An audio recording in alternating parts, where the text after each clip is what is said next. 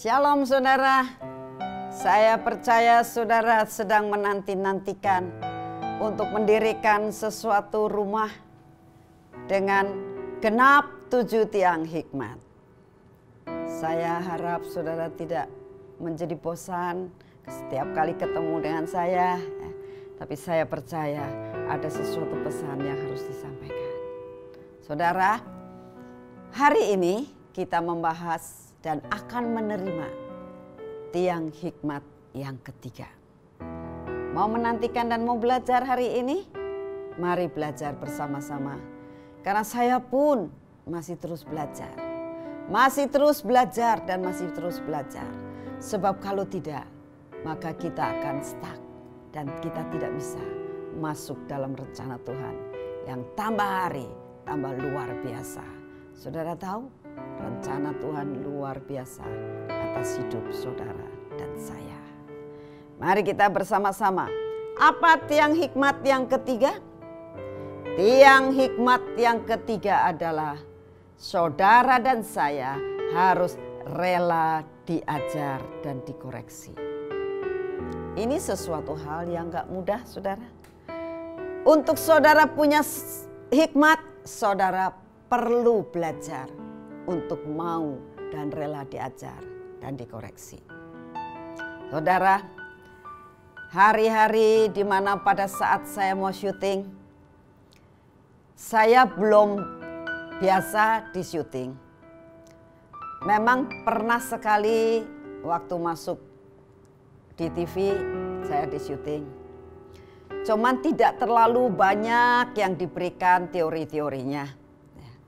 Suatu saat waktu syuting untuk acara ini, sesudah saya di syuting saya tanya, apa koreksi yang saya harus lakukan?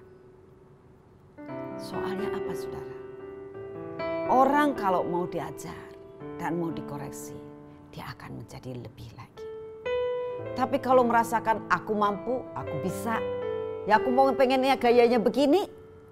Kalau mau ya begini, nggak mau ya sudah. Saudara, nggak akan bisa maju. Orang menghadapi akan masa-masa sekarang ini. Saudara dan saya harus tahu. Tiang hikmat yang ketiga adalah rela dikoreksi, rela diajar, rela untuk benar-benar. Jikalau ada orang yang menegur, kita harus rela. Mari kita baca bersama-sama dalam Amsal Fatsal yang ke-9. Kita akan belajar dari ayat yang ke-6. Firman Tuhan ngomong begini.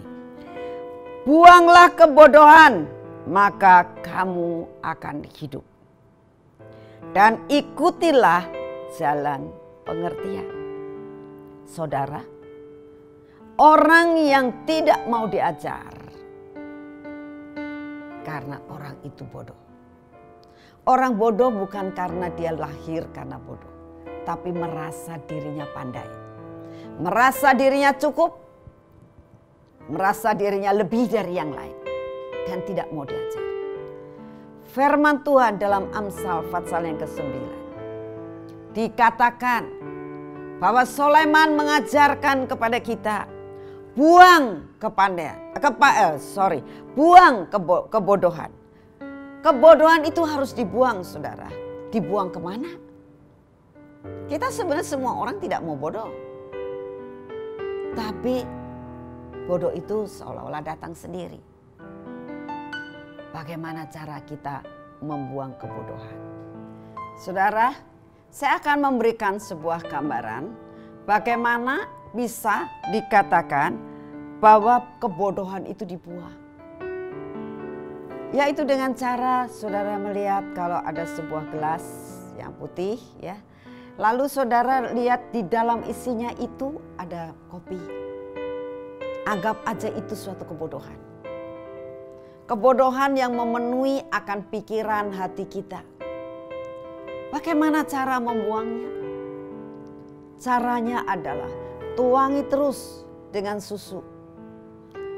Tuangi terus, lama-lama menjadi kopi susu. Lama-lama kopinya itu lenyap dan susunya yang tinggal. Saudara, ini gambaran. Dengan mau diajar, mau dikoreksi, mau ditegur ya.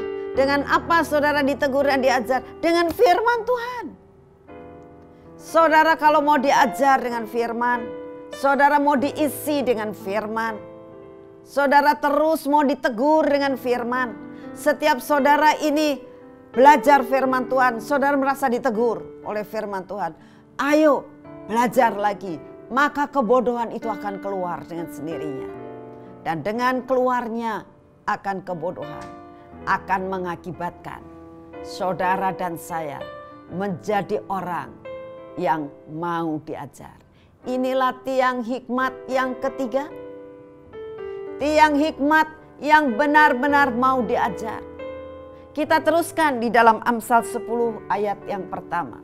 Ini jelas, orang bodoh itu sama dengan orang bebal. Firman Tuhan mengatakan begini. Anak yang bijak mendatangkan sukacita kepada ayahnya. Tetapi anak yang bebal adalah kedukaan bagi ibunya. Kenapa? Kenapa orang yang bebal itu membuat duka cita dari seorang ibu? Karena ibu inilah yang senantiasa ingin mengajar anaknya. Tapi anak yang diajar gak ngerti-ngerti. Itu namanya bebal. Gak mau diajar. Itu namanya bebal, saudara.